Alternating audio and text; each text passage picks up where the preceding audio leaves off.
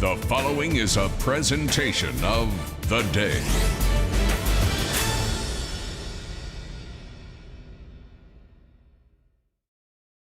It is simply the game.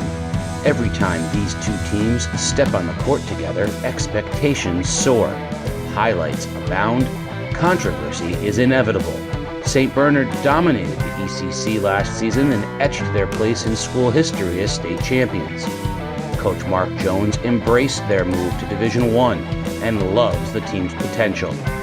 Amir Gray is ruthless, and Amari Marshall's game ever expanding. But this team has newcomers, precocious freshmen, and glue players that offer endless possibilities. New London is talented, deep, and under new leadership. Coach Dave Cornish returns to his roots and has already seen his team play a magical game with Windsor.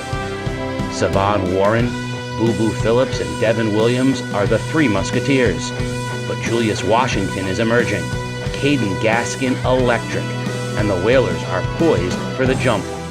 They simply need to beat St. Bees.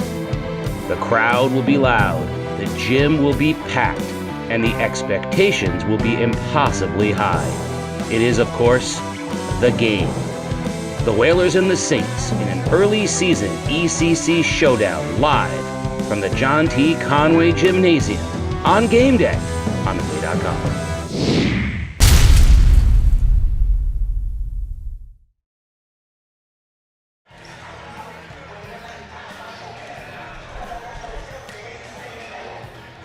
A capacity crowd fills the John T. Conway Gymnasium.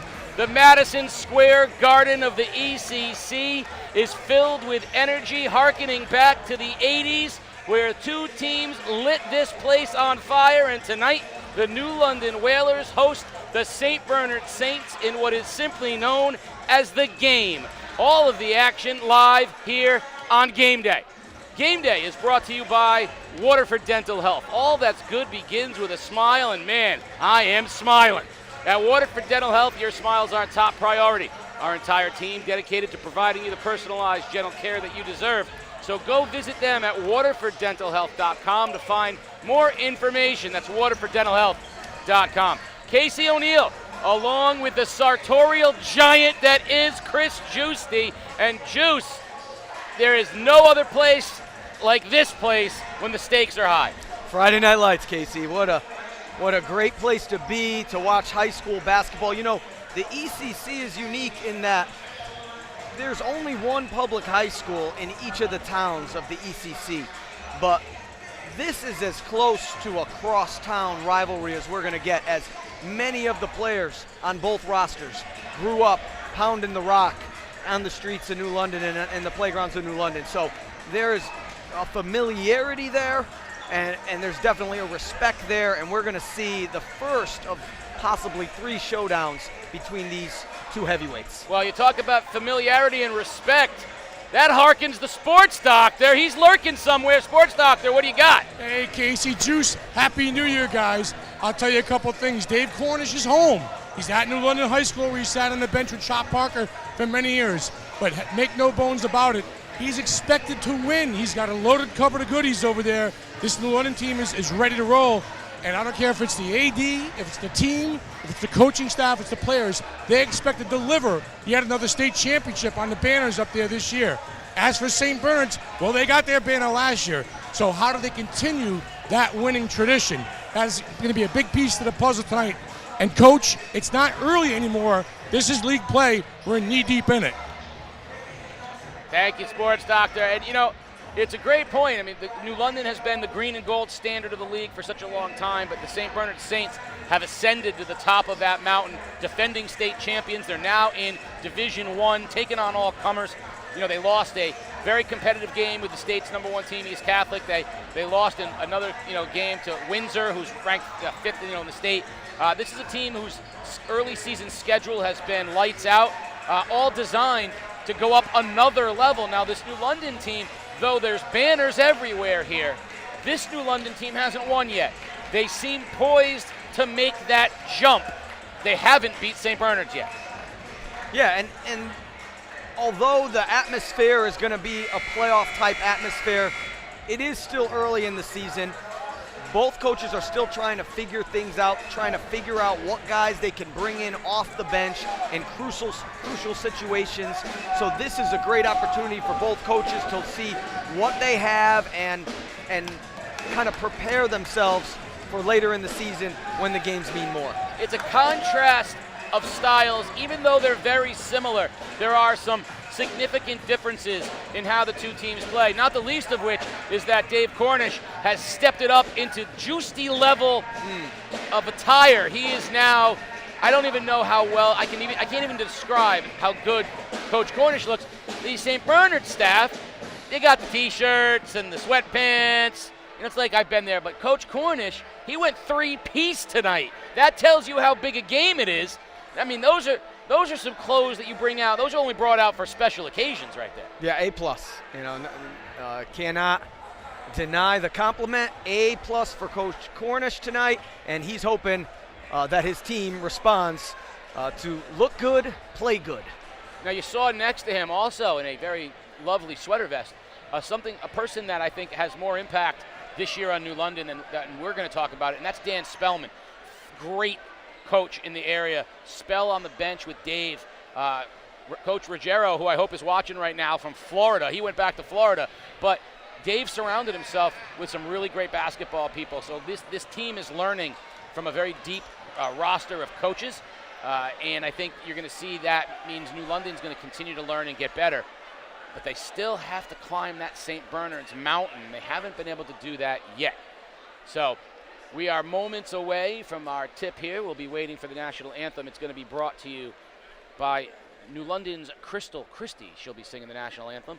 Of course, you'll hear the great Ed Wyant on the microphone here in a moment, the PA announcer for New London, as he passes it off to Miss Christie for our national anthem, and we will carry that live for you here. While we wait for the national anthem, you know, New London wants to run, but they can't forego, you know, the idea of transition defense. And St. Bernard's likes to go. But they put a focus on transition defense. So without getting into the freshly squeezed juice that we'll be talking about shortly, I would simply say that these two teams, though they both look like they want to run all the time, and I think you'll probably speak to it, there are some subtle differences in how they go about their business. And for either team to win tonight, they're going to have to put a focus on something other than just being out ahead of everybody running. Yeah, and it starts with, having a plan of action and knowing, what you want to do from the start and executing. The coaches have done a great job all season of trying to mold these teams into a unit and get them to understand roles. And that's an ongoing process, and we'll see again tonight, how those players fit their roles and accept their roles, and I think the team that does that better tonight will come out the victor. I mentioned it in the open. St. Bernard's, even though they feel like they're a veteran team, they're actually trying to incorporate more new pieces than even New London is. You've got two freshmen making major contributions for St. Bernard's. You've got Rembert and Mangual, who are transfers in, who are making new contributions. So these four, that's four of their main 8. If you look at New London, the main 5 all played together last year.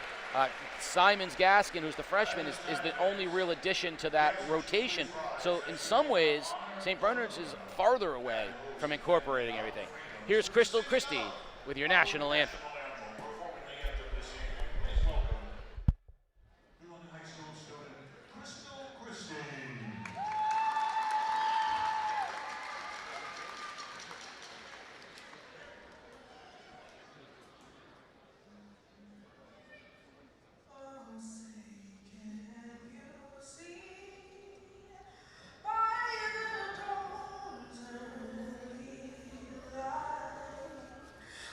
So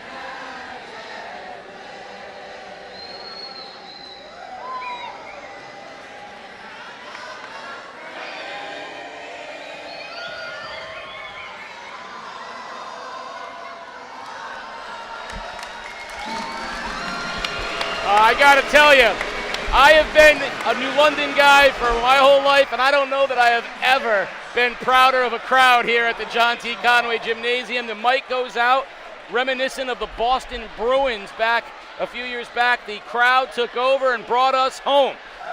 I can't think of a better way to transition into some freshly squeezed juice. What are the keys tonight, Coach? All right, Casey, for New London, value the ball. No careless passes. Get a shot up on every possession.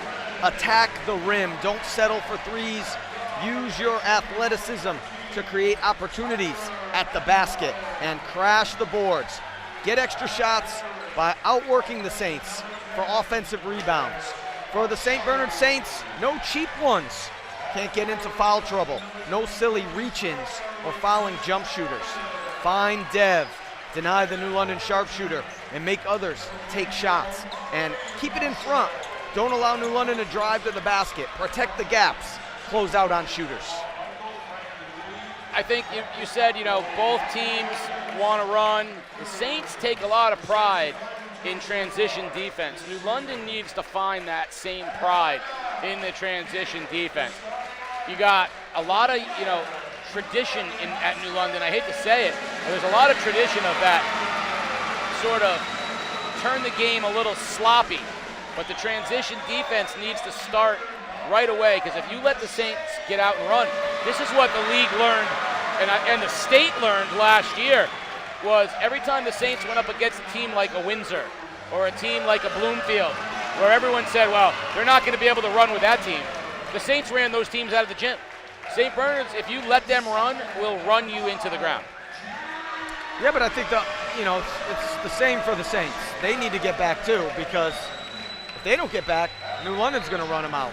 New London put up 97 on Windsor, so they have a lot of firepower. I think they might actually be a little bit deeper of a scoring team, but we're going to see, what guys make shots. What an electric environment. And, obviously I coached up the road, but I always enjoyed games in this gymnasium. It's a special, special place. And when there is energy like there is right now, it just makes for a very entertaining basketball game. St. Bernard's going with two freshmen in the starting lineup, Kurt Marshall and Troy McKelvin Jr. And if that name sounds familiar, Dad Troy in the crowd is arguably the most accomplished Whaler athlete in the history of the school. I believe 10 varsity letters and 6 state championships for Troy McKelvin. I might be off by a letter or a championship, but not many. For him to see his son playing for St. Bernard's in this gym, I am sure conjures up a lot of memories of himself. I think the most important player for New London tonight is Julius Washington. He has been taking a back seat to the Three Musketeers, Williams, Warren, and Phillips, but he is emerging, and he is the kind of length and versatile player that I think puts New London on a level. They can go small, if you want to call it that, and moving him to the 5 when they bring Gaskin into the game. I think Washington is the key for the Whalers tonight. On the other side of things, it's not fancy. The key to the game tonight is Amir Gray. When he's at his best and he plays under control and he makes the right choices, Saints become very, very difficult. If he is trying to do too much, which sometimes can happen in an environment like this, but I think early on, these two teams are going to go up and down the floor and right at each other. Amari Marshall tipping it off with Julius Washington. Washington wins the tip, and Boo Boo Phillips has the first possession for the Whalers. The Saints, man-to-man, start the game. McKelvin draws Washington. Phillips has Gray on him. That means Mangual, the defensive specialist, gets Devin Williams. Warren drives, floater. Soren is Savon Warren for the first 2 of the ballgame. Right off the bat, what I said is one of the keys to the game for St. Bernard's. You've got to protect those gaps. Warren gets into the gap. That's an easy bucket for him. They go right inside of Kurt, out to McKelvin, and McKelvin drills a 3 to start the game. The freshman, 22, knocks it down. I was just talking before the game with you, Casey. Coach Jones says that young McKelvin is one of the best shooters on the team. He's been trying to get him to be more confident with that stroke, and right there he delivers. McKelvin switched on him. Warren gets trapped but finds Washington, who goes baseline, hangs reverse in traffic. TJ Punch with the rebound and loose ball. It's a battle underneath. Finally Washington with the putback, and the Whalers go back on top. 2 offensive rebounds, another key to the game for New London. Get some offensive rebounds, and they do that right there. 4 shots at the basket, and they get one. Amari Marshall with the 3, that's going to be short. Warren comes out of the pack, up ahead it goes to Phillips. Phillips drives, he hits the ground hard, draws the foul, he'll shoot 2. And again, Casey, we talked about it at the beginning of the game. Transition defense doesn't just apply to New London. St. Bernard's has got to get back now too, because New London is playing with their home crowd, with the energy, and they are the hunter tonight. St. Bernard is the top dog. St. Bernard is a defending ECC champ. St. Bernard is a defending state champ. So a little bit hungrier Whaler team we see right here from the beginning. Perhaps the 2 people in the gym tonight who are going to be working the hardest in this game are not wearing green, gold, white, or red. They're wearing black and white, and that's the officials, Sergio Lewis and Todd Morgan. A 2-man crew in a game like this means those 2 gentlemen are going to be running a lot tonight to keep up with this group. Little 1-2-1-1 pressure from New London, 2nd possession in a row. And there's Kurt Marshall on the offensive glass. He's going to draw the foul and that's where New London, that's the other part of their game that they've struggled with this year. They're a great athletic rebounding team, which you see on the offensive side of things, right? Offensive rebounding, a lot of athleticism. They struggle defensively with their rebounding. They're not yet, I would call it, a technically sound rebounding team. Well, that time, the press was broken too quickly, right? So because St. Bernard was able to break the press, get the ball to the middle, get it opposite, and Manguel didn't hesitate, he drove. It allowed St. Bernard's to have numbers on the offensive glass. One more from Marshall. Back iron, no good, but Amari Marshall with the putback attempt. He comes up short.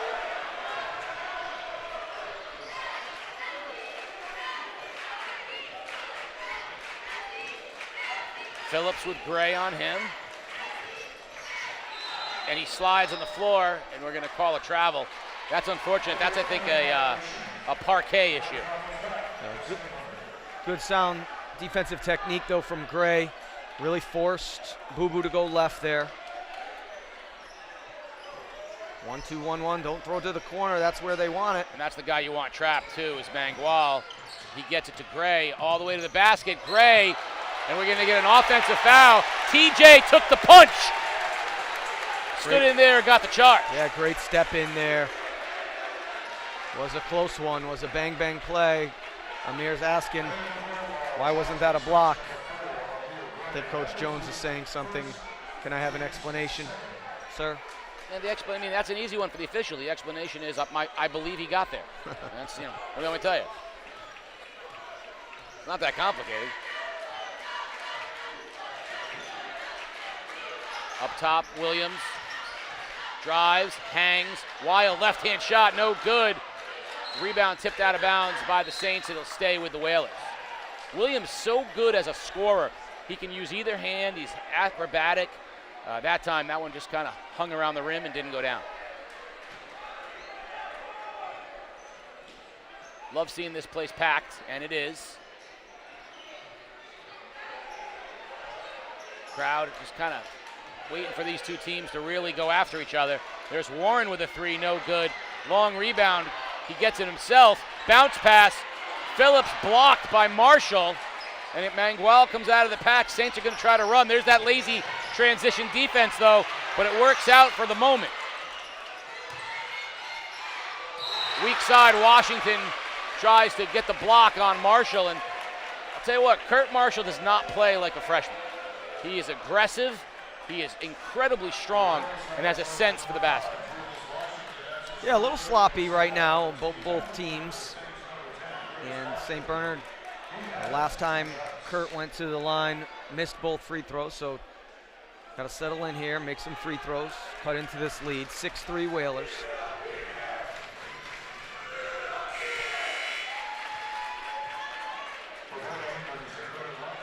That time he knocked it down. One more.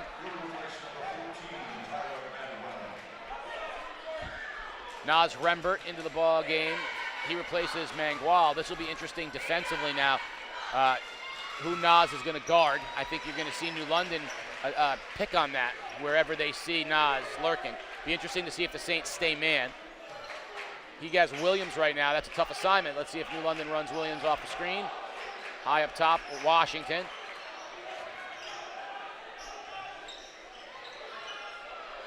Williams has to come get the ball. Instead, it's Punch.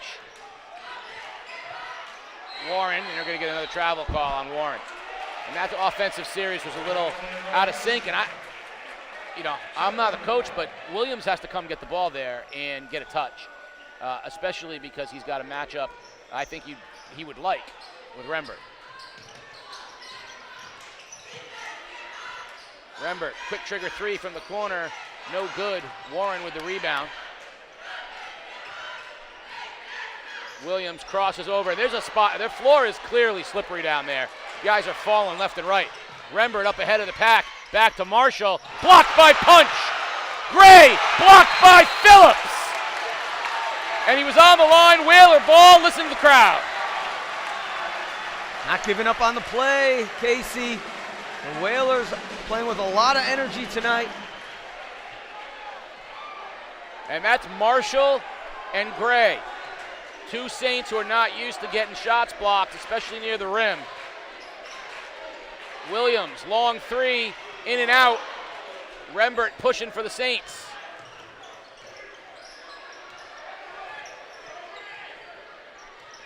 Washington has Rembert for the moment. Now they switch. Washington, so the Whalers will be switching on the perimeter. Gray knifes in, can't get it to go. Marshall crashes. McKelvin with a strong board and the putback.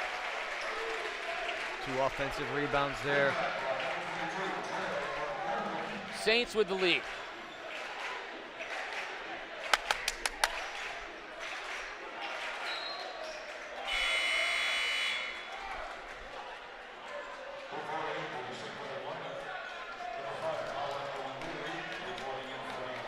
Colin O'Leary into the ball game for the Saints. He replaces Kurt Marshall. Punch out of the game. And Davis into the lane. Basket is good. Boo Boo Phillips will go to the line.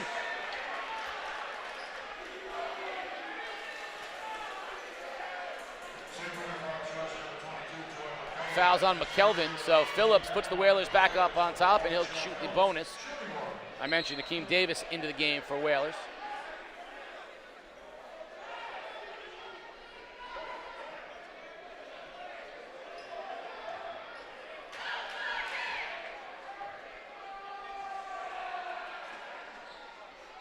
Phillips knocks it down. High over the top, press break. Marshall squares up, no good. Davis with a strong rebound. Whalers looking to run. Here comes Warren.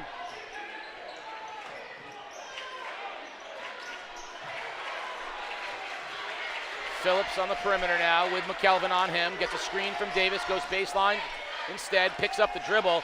Fall away jumper, no good. And that ball goes off the knee of Warren. Not the shot I think Phillips wanted. He just got out of sorts there as he went to the baseline.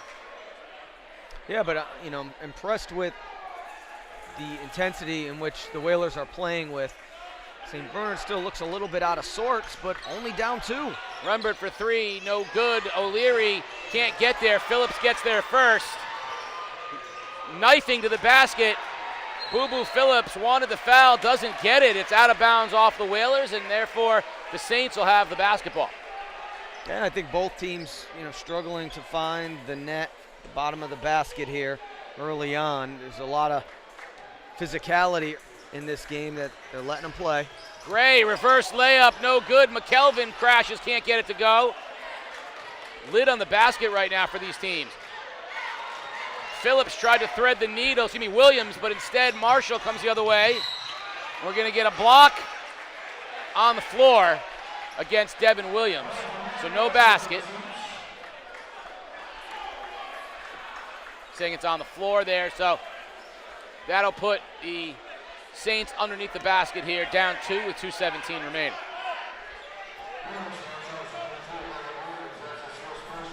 First personal foul on Williams. Amir Gray will, and we got a timeout on the floor. So we're going to take a timeout real quick here. 2:17 remaining, 9-7 Whalers. You're watching Game Day live on day.com. Miro, long three, got it! The winter sports season is upon us, and that means lots of action, and you know that Game Days got it.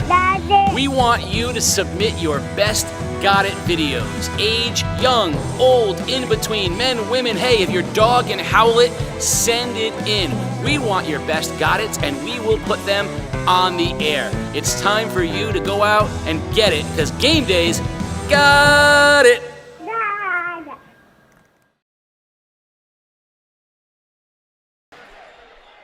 Boo Boo Phillips got to the basket there. The Whalers with a 2-point lead. Sports Doctor, what do you got? You know, in a sloppy basketball game like this, 9-7, you would think Dave Cornish would be talking about offense. He wasn't. He was talking about defense, because when you see a couple times down the floor, St. Bernard's has broken their pressure at ease. They just missed shots. So, you know what? How do we pressure these guys? Where do we set up? Where do we need to be? That's the message from the London huddle, guys. For two teams that have scored a lot of points this year, this right now is a very sloppy, low-scoring game for them. Gray goes deep. O'Leary comes and gets it. Gray quickly, pull up, stop, just short. Good rebound. Phillips loses it from behind. Saints with numbers. Rembert now. Nice bounce pass. McKelvin baseline jumper, no good. Can't get it to go down. A good shot though. Good look, good shot. Warren hangs, no. Washington's putback, no. Here comes the Saints, and there's another turnover. Rembert couldn't get that to go. It was stripped. Phillips the other way, challenges Marshall, and draws the foul. Yeah, just really sloppy basketball right now. The team's got to weather this storm. Some substitutions going to be coming in for both teams. This is where you like to kind of have a set piece, a set play to settle things down and get an open jump shot for one of your key shooters. So I love the last set for the Saints. I'll take that McKelvin baseline jump shot all the day. The Whalers, again, I mean, they don't seem to run the offensive set with any real cohesion yet.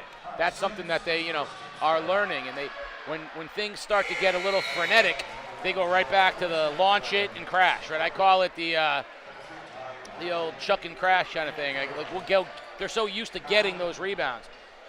Some subs in the game, as you mentioned, Coach. Jackson Badette in the game for New London.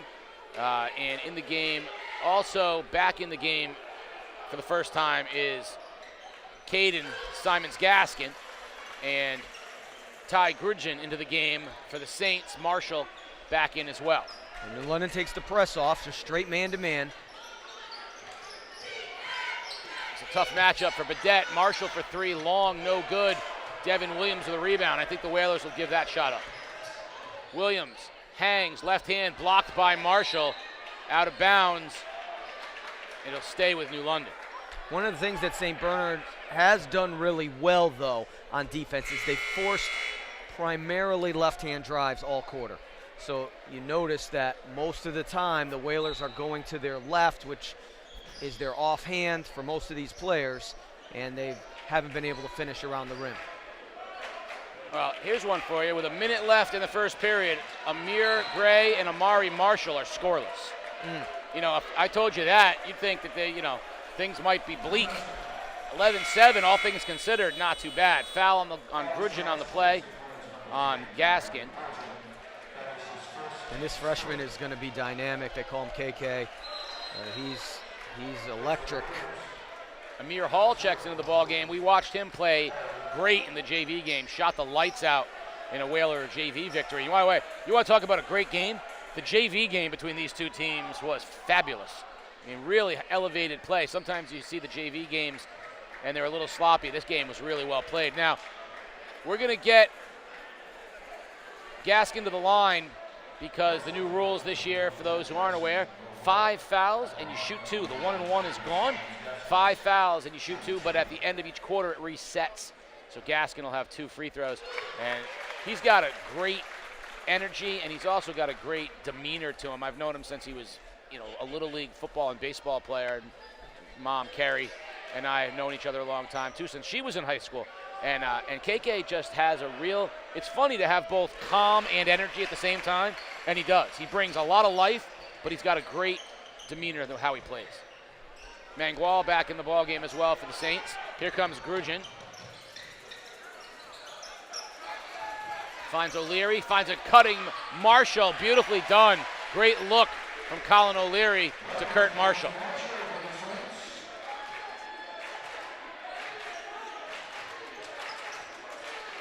Devin Williams drives, uses his body, pulls up. I think Grugin got a piece from the behind, and here comes Gray.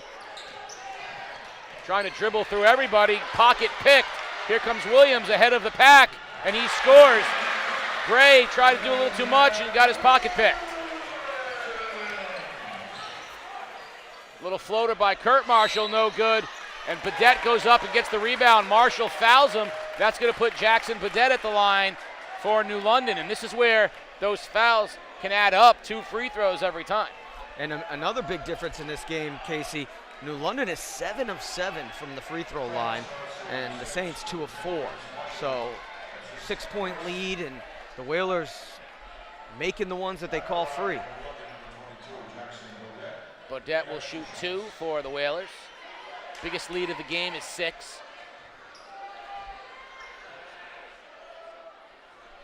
Nice touch.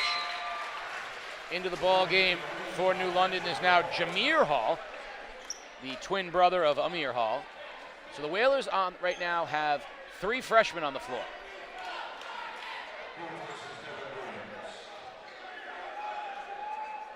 Halls are sophomores, so they have 2 sophomores and a freshman on the board. Missed the second free throw, the Juicy Jinx. He made the first. Gray goes into traffic, and he'll draw the foul. Not in the bonus yet. 3 seconds. Need a good out-of-bounds play. Or he's shooting. They're going to call that a shooting one. So Amir Gray will shoot 2. 7-point Whaler lead with 3.3 seconds remaining here in period number 1.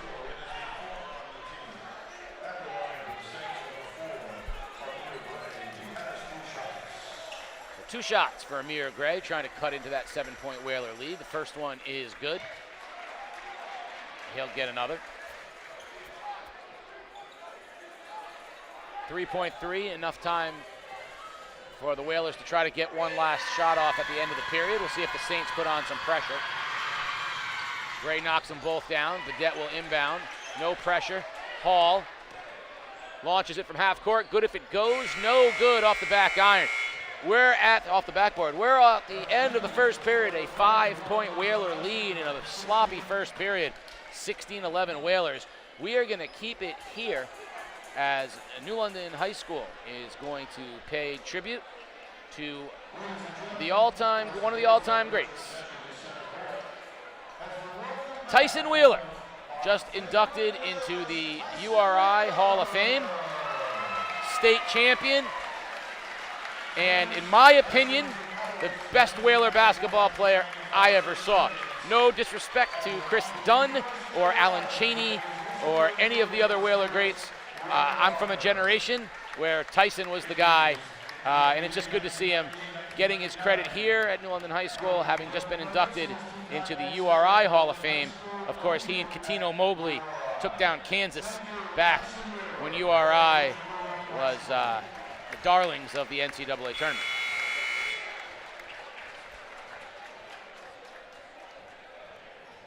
Quick replay here.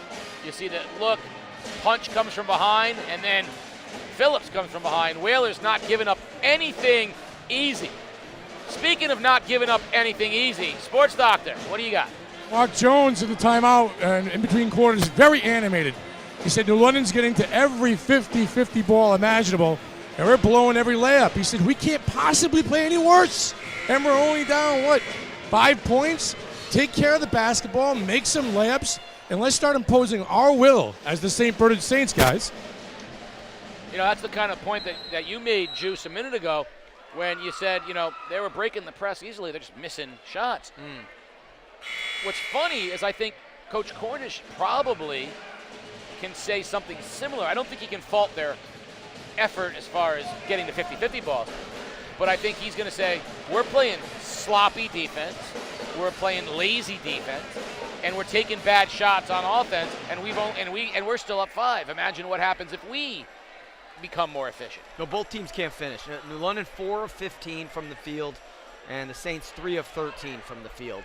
But New London's only taken 1 3-pointer, so I like their philosophy. I like that they're taking it to the rack, and they just haven't been able to finish so far. And this is the worst quarter I've seen the Saints play. I expect a run coming from the Saints here soon. They're too talented and too good to not.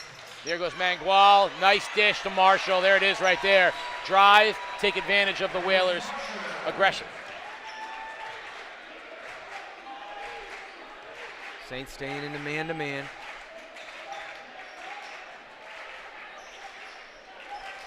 Up top now, punch.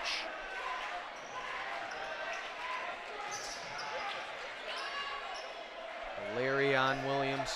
Crosses Good him matchup. over, step back, long 3, got it! D. Will knocks down the triple. That's tough.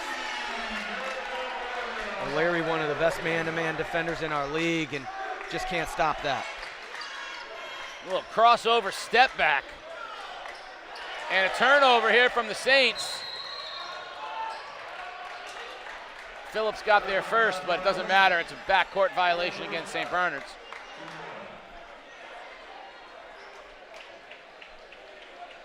Gaskin will inbound. Phillips in the backcourt for the Whalers. That three-pointer from Williams was only the second three-pointer that the Whalers attempted this game. Punch picks his dribble up. Gaskin and Grugin, good matchup there. Gaskin spins, hangs. Oh, KK made a play. Look at the dish to Williams. Yeah, he's going to be special. So athletic, so good with the ball. Long 3 from Grugin, no good. Williams looking to push. Williams hangs, athletic, crazy shot, no good, but the offensive rebound. Williams goes baseline, splash. St. Bernard's needs a timeout here, Coach. They're down 10.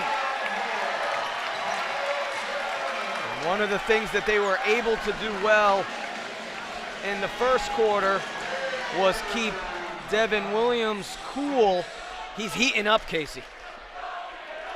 And I mentioned in the pregame that, to me, the key for the Saints was going to be Amir Gray.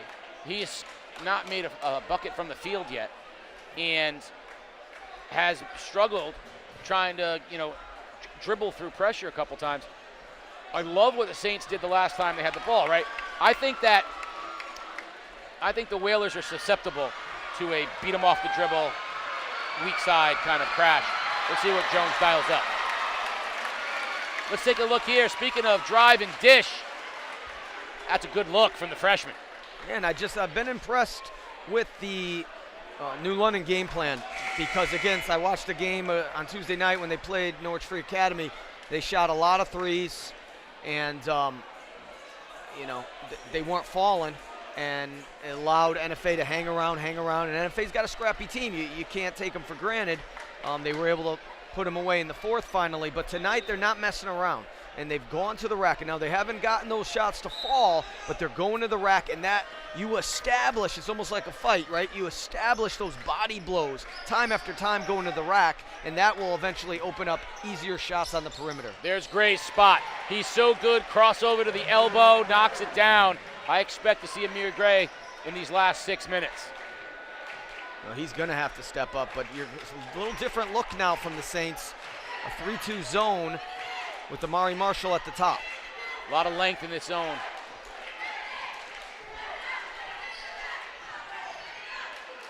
Warren, floater, no good. Punch with the offensive rebound, and it goes off the Whalers. It'll be Saint basketball. And Coach Jones said that, they had to go to this zone against Windsor. Windsor's just too quick off the dribble, couldn't keep them in front, so they went to this a little bit in that game over the weekend, so now it's become their secondary defense. They're going to see if it kind of thwarts the Dev Williams streak of scoring here. We're going to get a travel on Marshall. Interesting, by the way, as soon as the Saints went into that 3-2, Coach Cornish immediately put Amir Hall into the game. He's the three-point shooter. We saw him knock down a whole bunch in the JV game, so he's going to have shooters, Williams and Hall on either side here, seeing that 3-2. Yeah, that's definitely one way to beat it. Another way is you attack those gaps and get into the middle. Can't fall in love with the three. Got to try to get into the middle of that zone. Long three from Gaskin, no good. Rebound Marshall. I think that's the kind of shot the Saints will give up all day long. Marshall drives the lane, block. Basket's going to be good. Punch, a step late, and Marshall draws the opportunity for the three-point play. Yeah, that was another close one.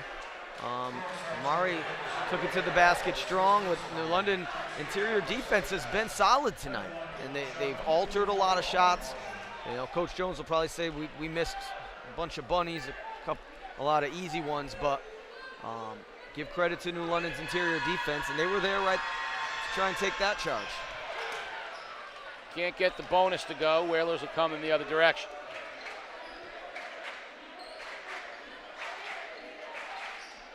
Once again, you don't want to always settle for these threes. That's 3 in a row, Coach. That's what the zone lures you into doing. And it's okay if you can get an inside-out three. The inside-out three, you're squared up, but the side-to-side east-west three, a little bit more difficult to hit.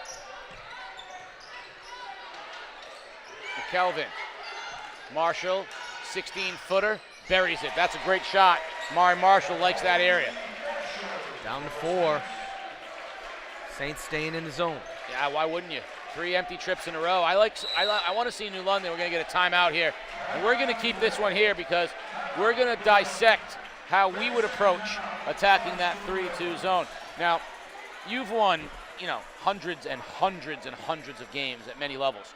I have won at least a dozen and may have slept in a Holiday Inn Express recently. But I've always liked to attack the zone inside out, I love flashing a guy, elbow, inside out to give options. How would you attack that 3-2? Yeah, whatever you can do to get to the middle, Casey. So if you got a guy that can get open, a lot of times if their movement isn't crisp enough, you're not going to get them open. But another thing that really kills zones is gap penetration. And if you're able to get into those gaps even a little bit, it collapses the zone on the weak side. And that was one of the things when we played this 3-2 zone a few years ago. We really practiced a lot about trying to maintain integrity at the top of the zone, not letting gap penetration. Two things that I think go on to underrated. You can set screens against the zone. Yes. You always see people setting screens against man, but you can set a screen against the zone to get you that kind of penetration. Yep. Shot clock down to 1, and there's your first shot clock violation. Great defense. So Whalers, 3 empty sets. They come out of the timeout, do a much better job of working the ball, but they get a shot clock violation. Yeah, and just like you said, Case, whatever you got to do to get it into the middle. Set a screen, flash a guy high, dribble penetration, but you got to get inside-out touches when you're attacking that zone. I like if you can get a pass to the elbow against the 3-2, and that guy turns immediately. Square up, shot, or drive, and you got weak side crashing. And a guy like Warren, I think if you could put Warren at that high post there, get him that ball at the elbow. You know he's good with that rise-up jump shot. That's the kind of thing I'd look for, but I'd screen Williams, right? Screen for Williams to force him into that gap. And then when like you say, once he's in that gap, good things can happen. Turnover, coming the other way, ahead of the pack is Williams. And he got contested at the rim by Marshall. It ends up being an empty trip, and here comes Gray the other way. And he can't get it to go. But look at Kurt Marshall. He's going to stay here with the Saints. Nothing easy, and Amir Gray frustrated, but nothing easy at the basket for either team. Yeah, I think there was a little contact down on the other end, a little contact on this end. It balances out.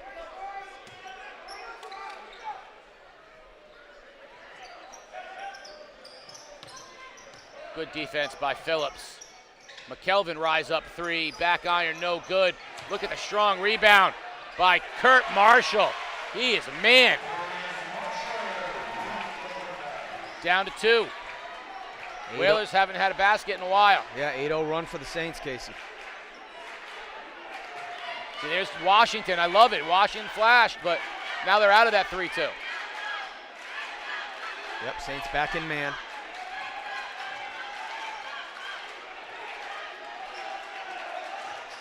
There's a good look to Washington. Hangs on McKelvin and scores. You might have to ask yourself, why you back? Why'd you get out of the 3-2? The 5 empty sets wasn't good enough. Three-pointer for Kurt Marshall, short. Amari with the rebound, short. Williams now, Whalers gonna run. Here comes Phillips, bounce pass, and it goes off the foot of Washington. I think it was the right idea with the wrong execution. Yeah, and that's their style of play usually, and just both teams just not clicking on all cylinders tonight. Dump down to Mangual. Good defense by Warren. As you know, there's no scoring over Warren.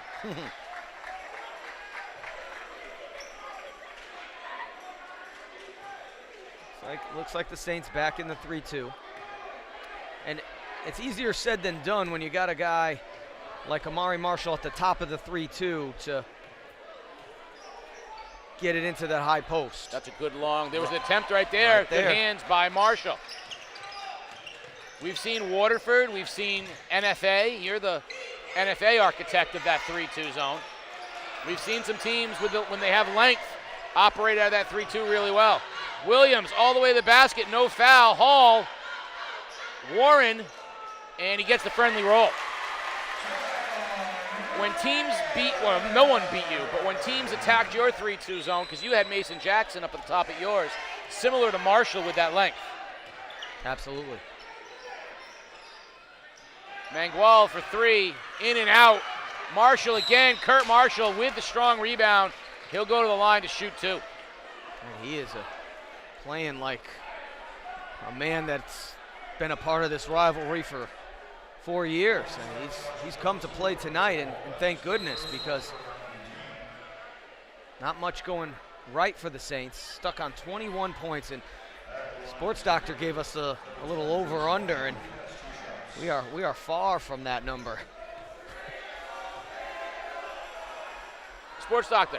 Listen, I think the over/under I predicted was about 160. I think we're at that for turnovers in the first half, but both coaches right now on the edge of being happy or frustrated with both of their teams. The plays are there, guys. You're watching this. If they could just clean something up, and if St. Bernard's could find a way to convert on the offensive end, they could take the lead. There's so many empty trips, and New London's got some work to do in the locker room to adjust that zone, Coach.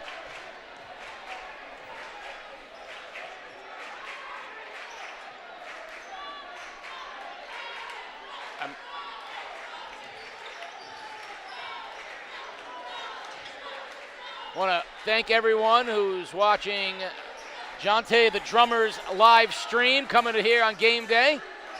We'll take you any way we can get you. Hall pulls up, short, rebound comes off to Gray. Saints looking to run to cut in that 5-point lead.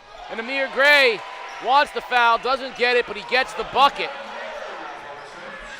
Under 30 seconds, 3-point lead. And we're going to get a foul on the perimeter as Williams was driving to the basket. So, for all the sloppiness, the Saints hanging around within 3. Whalers looking to get, it's remarkable. The Whalers headed up to 10. Saints kind of got back into it, not just by increasing their offensive play, but that 3-2 zone gave them the 5 empty trips. Shot clock's off. See if the Whalers know. Quick trigger 3 by Phillips is good. Boo Boo knocks down a triple. Whalers back up 6. Turnover, other direction. Up ahead, Warren. Contested, but it goes down. Last shot coming, the Saints. Gray, good if it goes for 3. No good. We are at halftime, and the Whalers got it back up to 8 points with a late flurry, a little 5-point run to finish. That's going to make Coach Dave Cornish breathe a little bit easier. Let's find out what he thinks of the first half play. He's with the sports doctor. Well, Dave, you're taking a little 5-0 run into the locker room. Their zones seem to give you guys trouble on the offensive end. Yeah, we're a little stagnant. We're not running through our plays. We're walking through them.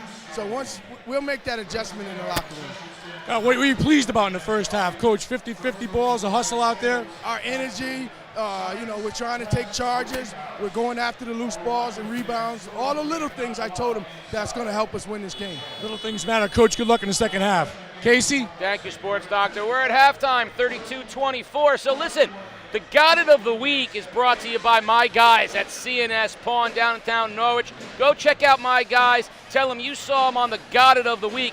We're going all the way to South Carolina. My man Luca Trantillo down in South Carolina is the Got It of the Week. We'll talk more about him on the other side. We are at halftime. Game Day live on theday.com. Yeah. Yeah. Yeah. Say got it. Got it. Yes. Got it. Got it. Yes. Keep practicing. The Got It of the Week was brought to you by CNS Pawn. You got it, they want it. Call My Guys, 889-PAWN, located in downtown Norwich. Whatever you got, they want. And just like game day, they got it. While Dave Cornish is the new head coach at New London, his history with the program is long enough that he has coached 2 generations of the Hall family. Glenn Hall played for the Whalers when Cornish was starting out as an assistant in the 90s. And now Glenn's sons, Jameer and Amir, are sophomores on the Whalers. Glenn was tough. I see a little bit in Jameer as trying to play defense because Glenn was the defensive guy, takes charges, didn't back down. Amir has more of the scoring ability because Glenn had that when he was in preteen. He was their best player, their scorer. When he got to high school, it was a little different role because Tyson was there and Tyson was the primary scorer. So Glenn knew his role. He could still score, but he knew what he had to do, to stay on the floor and help the team win. The Hall family's history goes back even further, with grandfather Glenn playing back in the 70s. No, it's a big thing because everyone expects us to follow in his footsteps. Everyone is wondering who's the next up. We're the next 2 up, so we just got to fill in what he had going, his reputation, all that. So do you feel a little bit of weight on your A little shoulder? bit, but it runs in the family at this point. It's nothing crazy. It's good. Glenn knows what I expect, and we talk a lot. And with his kids, he gets on them just like he knows exactly what I'm thinking. And we just got to stay on those guys. It takes a village. What'd you get the most from your dad? Like, what has he taught you the most? Defense. Probably about defense and your confidence. Confidence got to be high. How many times have you heard that he played with Tyson? Every day. Twice a day. Twice a day, probably.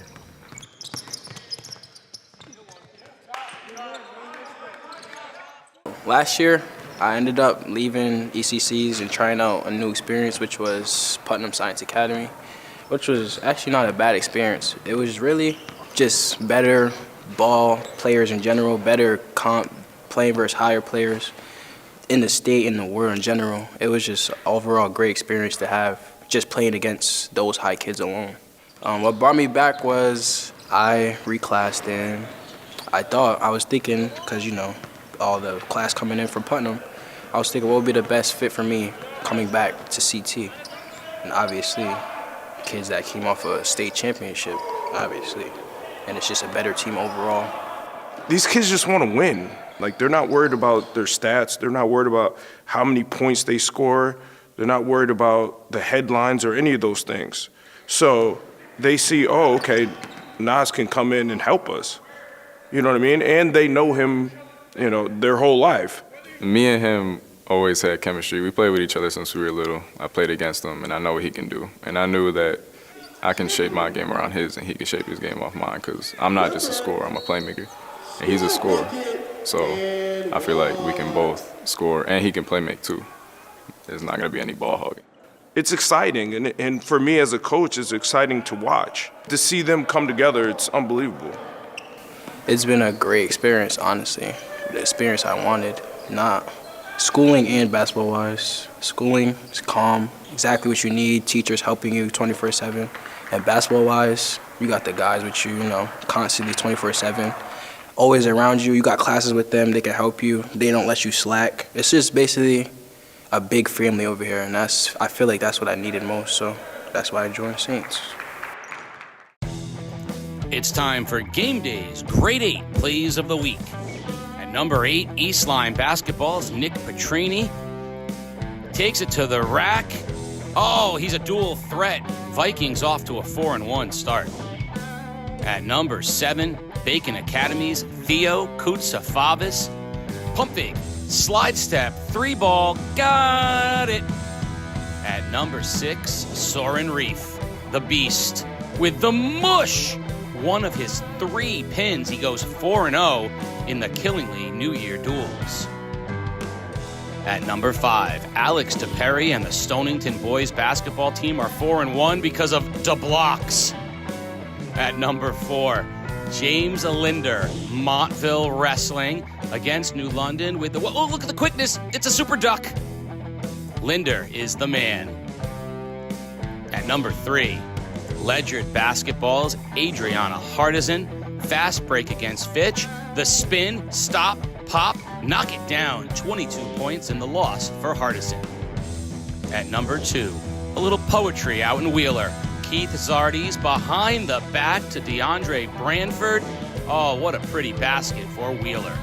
But at number 1, let's put up the big top, because Xander Timmerman is going to create a circus shot. How does that go in? Hey, send us your plays, and maybe you can make next week's Grade 8.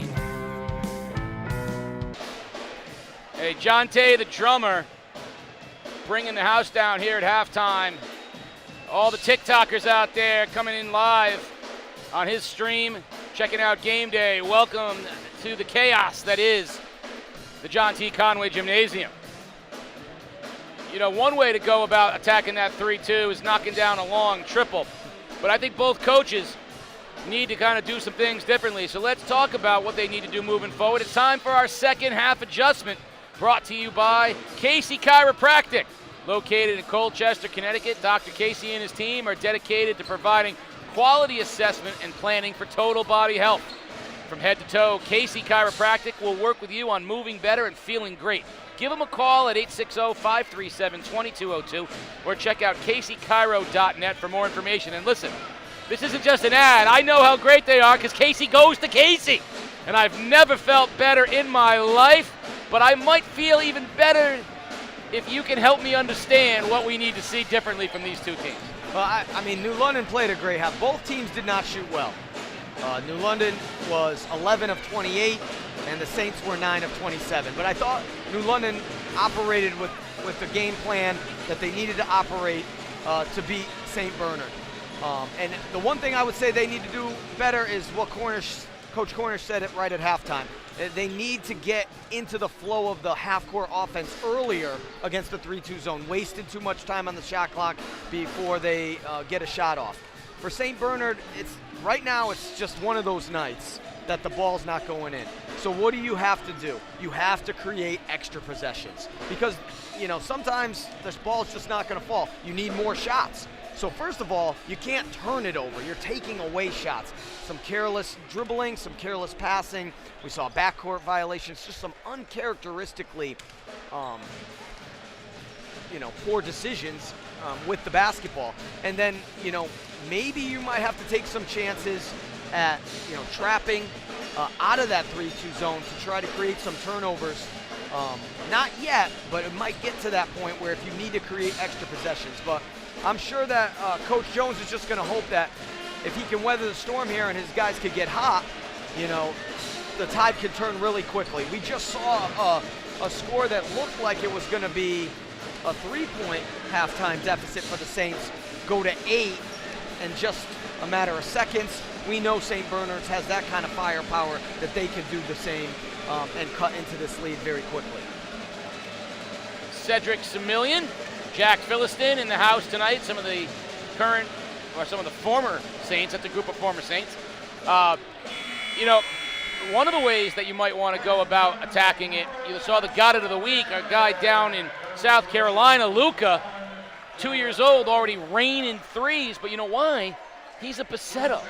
He's the nephew of Mikey Pacetto and the grandson of the great Mike Pacetto. So he's got the shooting in his veins, and I bring them up because I think those two types of players, Mikey Pacetto and his dad, Mike Pacetto, would have attacked that 3-2 zone with that gap penetration you're talking about. They would have been very effective at that. I think Devin Williams can do that. I'll be curious to see if that's how they go about it. Now, you had one of the great 3-2s ever with multiple people at the top of it. When teams attacked you, what was your, the weakest part of your 3-2 if there was one? It was two things. Whenever they were able to get high-low action, that really hurt us especially on the weak side. If you were to get that diagonal high-low pass, but the other thing is you have to rebound well out of the zone. There's not as many easy assignments. So when our zone was clicking, and that we were clicking for most of that season, but when our zone was really clicking, we were rebounding well. When we were not doing so well, it was because we were giving up offensive rebounds. Now, I seem to remember that you didn't lose a game, so it couldn't have been too bad. But what team attacked you the best? What, in your memory, what team attacked that zone the best? Probably Xavier in the 20th game, and then I thought, Ledyard in the championship game had a good game plan. They were very patient. Remember, there was no shot clock back then, sure. So they were very patient against it and didn't force the issue. Well, the Saints are still in it. Different version of it looks like. They're sagging back weak side a little bit, so they're not staying quite as high. There's the screen I'm talking about. Gets Warren for the drive and the floater. That's the look I love right there, though. But a great rebound by Amari Marshall, rebounding from the top of the key all the way down to the block. Speaking of blocks, Warren just got one on Marshall. McKelvin pulls up. That's a nice touch from Troy McKelvin Jr. 7 for McKelvin. And this is the little wrinkle that you'll start to see as the seasons go on. As the season goes on, different defenses to try and change looks. This is the first chess move between these two teams that we'll see throughout the season. Williams hangs with shot no good. Shot clock was about to run out, and it does. Yeah, he got the shot off, but it didn't hit the rim, so the shot clock doesn't reset. So good defensive possession on 2 back-to-back possessions. Coach Cornish wants to know why, because it was at 0, it didn't go off. He's saying that shot did, and they're going to say, yeah, it's going to stay here with New London. I don't know what the exact. So it must have hit the rim. So he's saying it hit the rim, so. And now Coach Jones is having the same conversation with Sergio Lewis. Saints will go man-to-man on the baseline inbounds. This is something that I like as well. It's hard to play 3-2 zone out of the baseline out of bounds play. Phillips for three. No good. Punch with the high weak side rebound. Washington hangs in the air and he finishes. That's a nice aggressive play from Julius Washington. Marshall gets punch in the air, spins, hangs, and there's a lid on the basket tonight for the Saints. A little wrinkle here, Casey. Amari Marshall bringing the ball up court, and that's a mismatch there when you force Punch to play like a guard and defend Amari on the drive. And they don't want to switch Warren onto him for fear. And there's Warren, gets a hand on it. Williams 2-on-1, bounce pass, Phillips up high, no good. Williams with the rebound, blocked by McKelvin.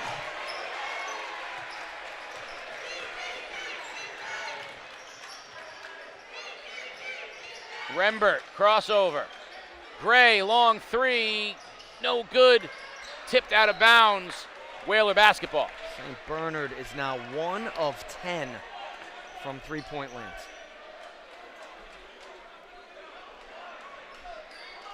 Can't buy one.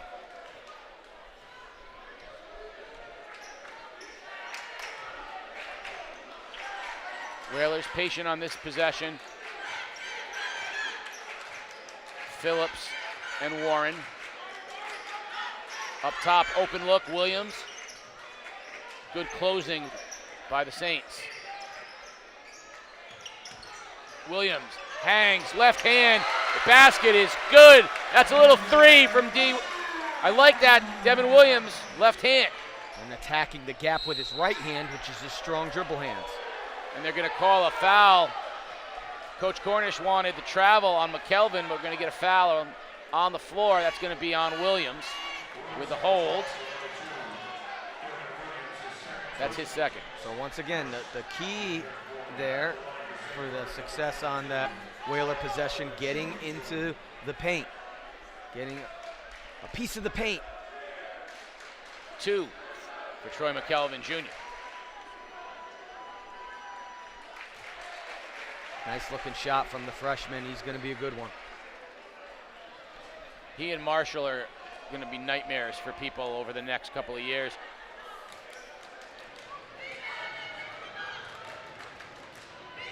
Don't forget, they're all coming back. Gray, Marshall, McKelvin, Rembert, they're all coming back. Mangual. So these teams are both very young, which is crazy. Crazy.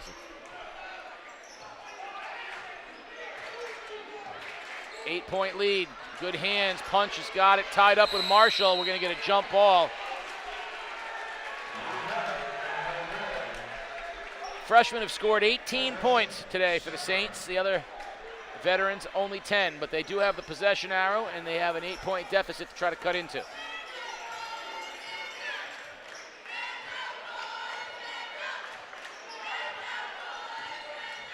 Gray drives. Marshall has position and scores over Punch. Basket is good, and the foul. That's the best looking play the duo has given us today.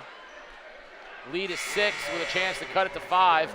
That'll get Badette sent into the game. He'll replace Punch. Good look, strong move. And it certainly seems like one of the messages from Coach Jones at halftime was, Amari, you got to shoot the ball more. We got to get you the ball, and you got to go to the cup and get some scoring opportunities for us. Soft touch, and it's a 5-point game.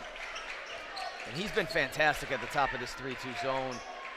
It's not so easy to get it into the middle when you got that 6'6" frame and probably close to a 7-foot wingspan.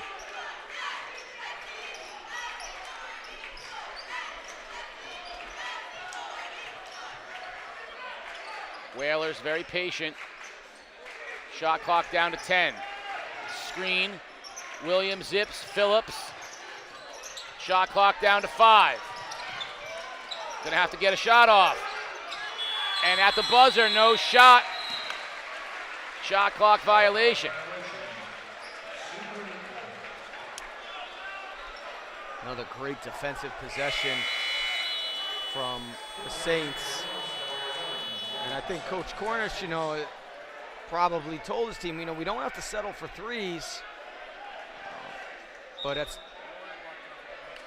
some point, you're going to have to find a shot earlier in the possession, and that's one of the things that makes the zone more effective is the addition of the shot clock. Warren and Kurt Marshall banged knees on that play. They both went to the bench. So Mangual back in.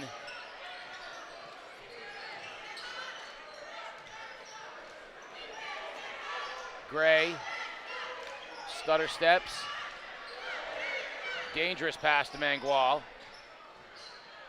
McKelvin drives, rejected by Washington. Mangual drives and gets it to go. Relentless on the offensive glass. The Saints have turned it up a notch. 3-point game. Extra shots.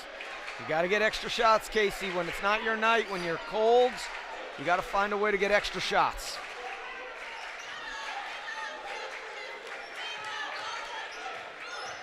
There goes Gaskin to the basket, and it goes. KK.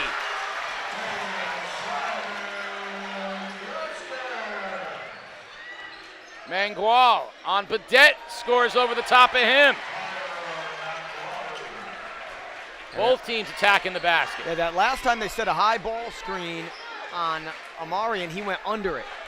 And that allowed KK to get the step.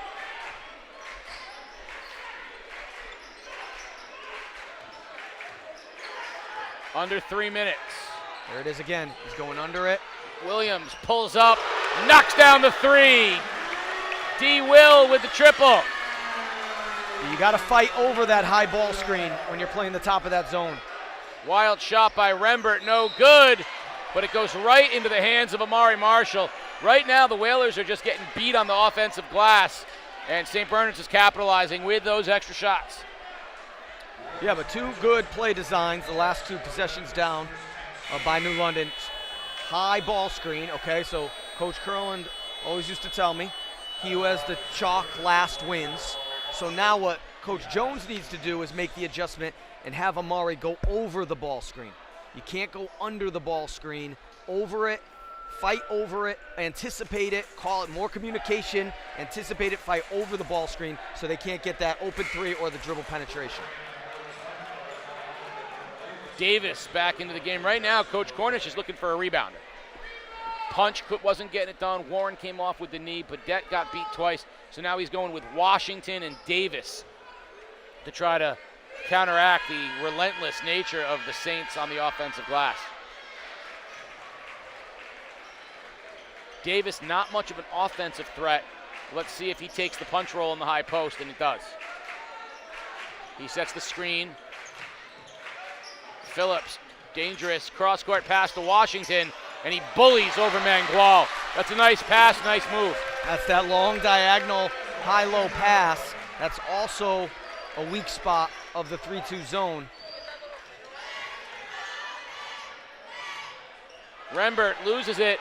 Up ahead, Phillips. He can't score.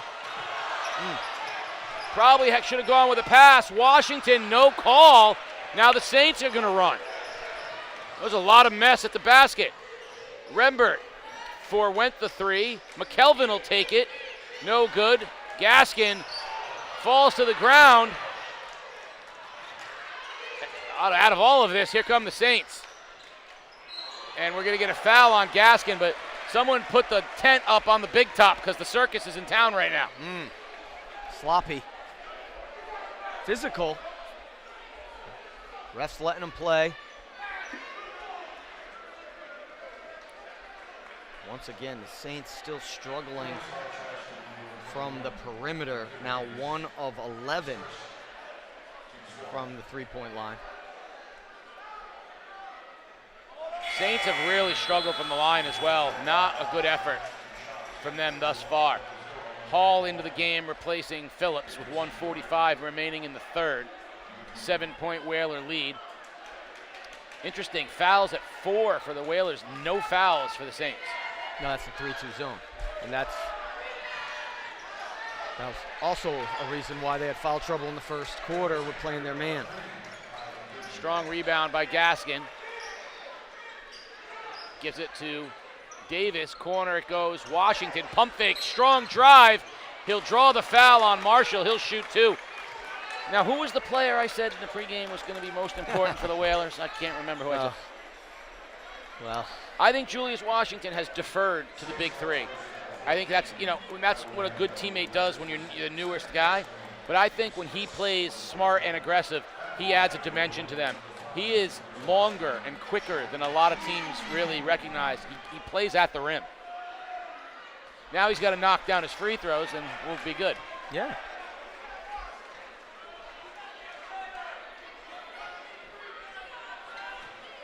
Only a sophomore, Washington. Whalers incredibly young as well. 9 for Washington. Punch the only senior for the Whalers. Marshall has Davis on him. Good defense there. Now Hall has the assignment on Kurt Marshall. Slips to the ground. Kurt Marshall with a little bully ball. Grudgeon gives it up. Gray for 3. Good! Needed it. Amir Gray with a big 3 for the Saints. The lead is 5. Needed it in the worst way.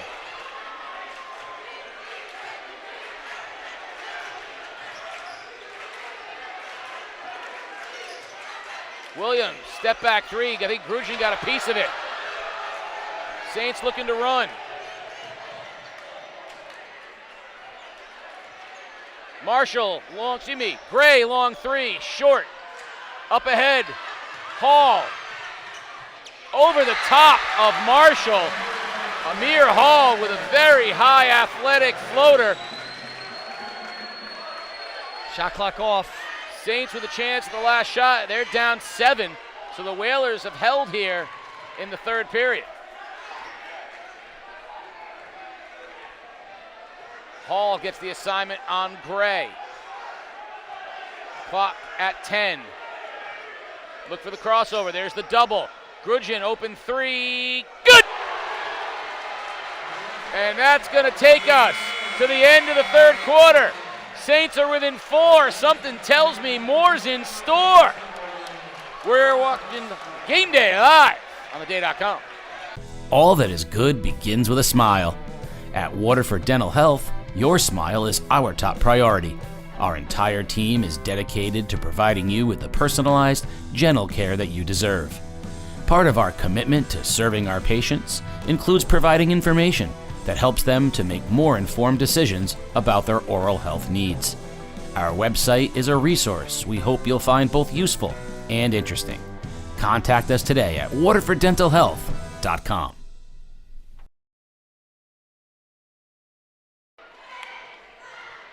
Hall attacked Marshall. Sophomore scoring over freshman, but on the other end, there's something interesting about Amir Gray's three-pointer, Coach. It was the first one the Saints hit since Troy McKelvin knocked down the opening shot of the game. Yeah, they were 1 of 11. Now they have hit 2 of their last 3. And let's see what the sports doctor has to think about that. Yeah, hey guys, Mark Jones just talking about defense and where they set up, okay, in that zone, and how to keep the backside screens and the guys shooting the basketball. I mean, Devin Williams got a couple open looks against the zone. How do you take that away? So everything in the St. Bernard's huddle was all about defense. So this is an interesting lineup the Whalers have out there right now. Punch is in the game. Hall stays in the game. Williams, Gaskin, and Washington. This is going to means that somebody's going to have to rebound from the guards. Saints staying in the 3-2.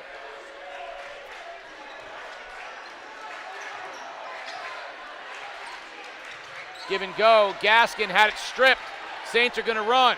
Gray over the top, can't make the layup, but Marshall fouled on the putback, and he'll shoot 2. That's just effort. Extra shots. Gray can't believe it. They just can't believe it's not going down. Fouls on TJ Punch, his second. Whalers tried something different there, a little give and go on the set play. I like it. Yeah. Gaskin just couldn't handle it. Saints cannot make a free throw tonight.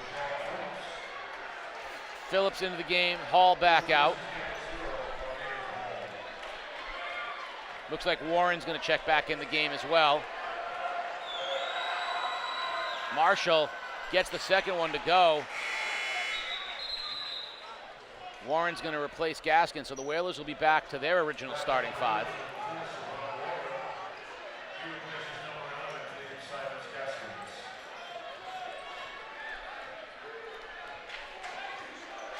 Three-point game. Kind of hard to believe. London has really controlled tempo and. Oh, Amir Gray with the pick. Warren with the foul. Gray will shoot two with a chance to bring it to one. That's what we talked about. Another way to get extra possessions, turn them over, get steals. Amir Gray, some of the quickest hands in the league, in the state. And they can't be careless dribbling the ball, but the way that the Saints have been shooting free throws, it was a good foul. Make them earn the two. First one is good. He's such a good free throw shooter. Want to give a shout out to my man Matt Rollins, who's watching us. Said, my nephews are putting in work tonight. Of course, he is the uncle of the Marshall brothers. And I told him, I said, nephew Kurt reminds me of a young Matt Rollins. The body of a Greek god and the game to match it. Hard to believe the Saints are within a point. And a turnover in the other direction. I can't believe I'm going to say this, but the Saints have a chance to take the lead. It's unbelievable. I'm going to go on a limb. If the Saints win this game by 10 points, it wouldn't surprise me. I think the 3-2 is really bothering New London. They're going to have to figure something out.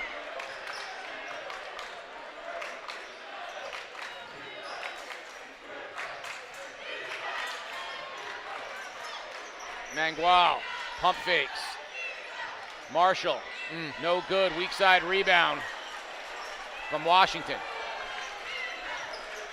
Whalers need a basket in the worst way. Great 3-2 from the Saints. It's all Marshall, really. It's that guy playing the top. He's just all over the place. Phillips gets the screen, pulls up from the free throw line. No good, but the tip from Savon Warren. Offensive rebound, that's weakness of the zone. Mangual for three, no good. Warren up high for the rebound. It'll stay with the Whalers.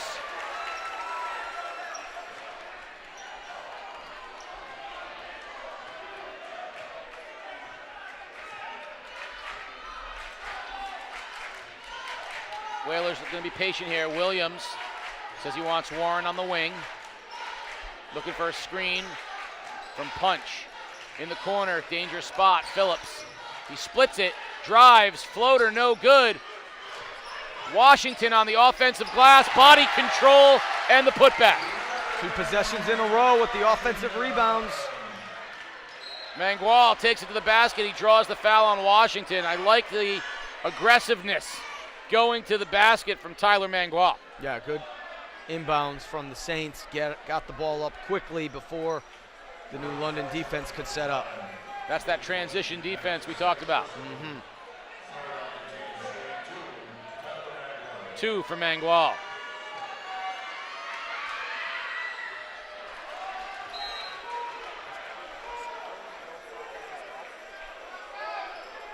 No fouls yet on the Saints again. Like you said, though, that's that 3-2. Yeah. Second one is good. Lead cut to 4. O'Leary back in the ball game, replacing Mangual.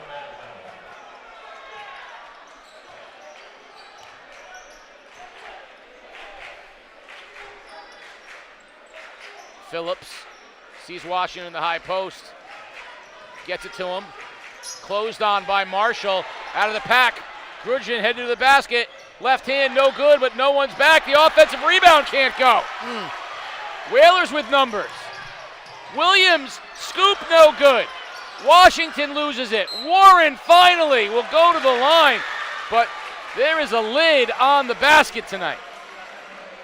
Yeah, and I mean, just credit New London's effort. Grudgeon comes up with the steal. Most high school games we watch, that's a breakaway layup. But Boo Boo, all-out sprint, forced the miss, and then, then I think St. Bernard's missed an even easier one after that, but just the effort, not giving up on the play by the Whalers, rewards them. I will say Boo Boo hustles back for backside blocks as good as anybody. We've seen him do it a few times. He takes it personally, But that left 3 Saints all crashing behind, and they couldn't come away with it. That's if Warren doesn't make this, there will be no points on all of this. 1 point out of all of that mess. About 7 shots and 1 point. We got a timeout on the floor, a 5-point lead for the Whalers. We'll take a quick break. You're watching Game Day live on J.com. All that is good begins with a smile. At Waterford Dental Health, your smile is our top priority. Our entire team is dedicated to providing you with the personalized, gentle care that you deserve. Part of our commitment to serving our patients includes providing information that helps them to make more informed decisions about their oral health needs. Our website is a resource we hope you'll find both useful and interesting. Contact us today at waterforddentalhealth.com. 5-point lead for the Whalers. They seem to have some answers for that 3-2 zone. Coach, what do you see? Yeah, the last couple possessions they had Dev opposite the ball up top and Julius at the foul line, and Amari didn't really know, should I shade out and cover Dev or should I cover the high post? It allowed for a larger gap, and New London's been able to exploit it. What's the sports doctor got for us? Coach Dave Cornish talking about defense with these guys, talking about how do you take away Gray on the perimeter, okay? How do you take away Marshall from getting to the basket? Also, emphasizing the 50-50 balls down the last stretch of this game. Last 4 or 5 minutes to go. We get to the loose balls, we take care of things on the defensive end, and we're going to be okay. Thank you, sports doctor. Coach, one of the things that you mentioned, part of the reason why Amari is in that dilemma is because Williams has knocked down a 3, and because Washington has made good choices with the basketball. So that's only, when TJ punches in the high post, he doesn't have to have that decision. He's going to let TJ catch the ball. That's a smart move by New London, putting 2 guys that represent the threat there. And that's part of it. It's not just where you put the guys, it's who you put where to cause the defense to respect both options.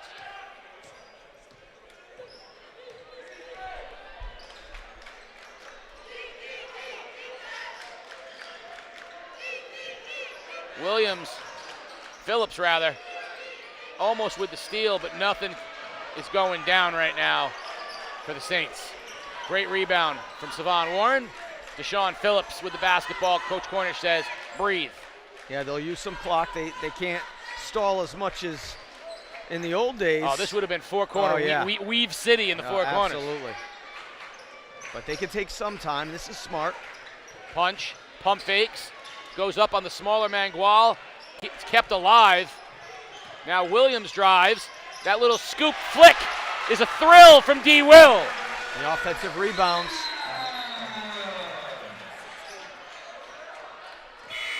Quiet 16 points for Devin Williams. Officials timeout. O'Leary's going to check in for Mangual. And we're getting close to, kitchen sink time here for Coach Jones. New London, a little bit of a wrinkle here. I like how they've changed it up and gone a little bit full court press. Little man press. Trying to get the ball away from Amir. Just make them work a little bit harder. Take some time off the clock. Phillips drew the assignment. Marshall being left wide open. They want him to shoot the 3. Dump down Marshall. That's an easy look. They won't be in a diamond and 2 for long. I If that was a diamond and two, then, or a diamond and one, then it looked like a diamond and one because it looked like they played defense with 4 guys. It might have been a cubic zirconia. I want to play the octagon defense. Give me 8 guys on defense. Nice look to punch. Whalers answer. Saints are getting good looks, but they're giving up too many now. New London's starting to have a better time of it against the 3-2. Gray pulls up from his spot and buries it. And a timeout for the Saints. 5-point Whaler lead. We're going to take a quick timeout. You're watching Game Day live on theday.com. Miro, long 3. Got it! The winter sports season is upon us, and that means lots of action, and you know that Game Days got it. We want you to submit your best Got It videos. Age, young, old, in between, men, women. Hey, if your dog can howl it, send it in. We want your best Got It's, and we will put them on the air. It's time for you to go out and get it, because Game Days got it.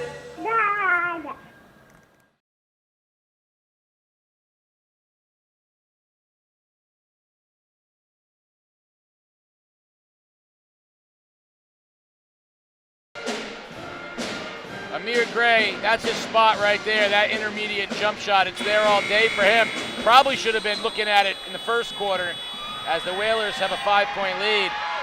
So, you know, that's a good look, and 3:21's a lot of time, but, you know, getting Gray going early probably would have been beneficial for the Saints. Yeah, and now, the mistakes are magnified even more now in these last 3 minutes. The Saints cannot afford to give up an offensive rebound. On offense, they cannot afford to turn the ball over. Got to get shots every possession and got to hold New London to one and done. So the Whalers are setting up with Phillips, Gaskin, Williams, Punch, and Warren.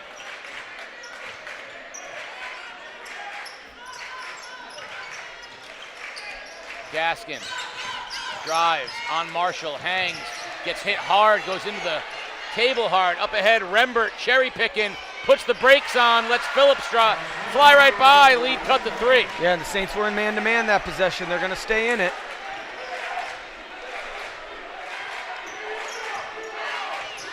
Gaskin this time has McKeldin on him. Dynamic freshman, Phillips. And we're going to get a foul on Rembert as he came around and got a piece of boo-boo. Saints not in foul trouble, which is good and bad, because if they're in a position where they need to foul to force New London to shoot free throws, it's going to have to pick up a couple more. Mike DeMoro wished there was a cough button like we had at Mohegan Sun, if you were wondering what that... Well, you didn't hear it back at home. We heard a vicious sound as Mike DeMoro hacked up a lung here at our table. Williams. Rembert, nice job shutting off the right-handed drive that time. 20 on the shot clock. A lot of time on the shot clock. It's a one-possession game, though. Whalers need a good look. Williams has Rembert. Drives into McKelvin. No call.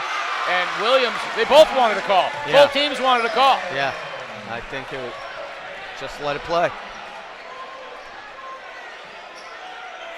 Lead back to 5. Saints will shoot this one with under 2 minutes remaining in the game.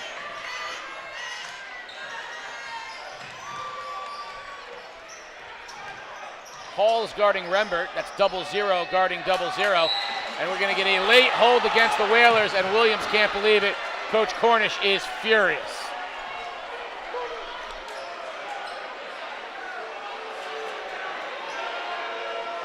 Underneath, fouls on the floor, only the 4th team foul on the Whalers. That foul was late. Crowd did not like it. Saints will inbound.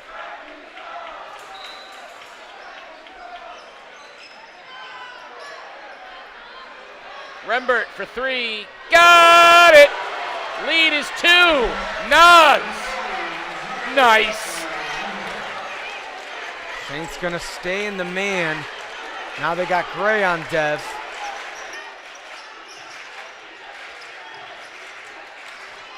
Gets a screen. Tried to run the screen and roll with punch. Kick basketball, 21 on the clock in this 2-point game. Well, we wanted a classic. We got ourselves a close one for sure. Gonna get a timeout here. We'll keep it here. Whalers with the ball, a 2-point lead. I mean, it's imperative to maintain the 2-possession aspect of this thing.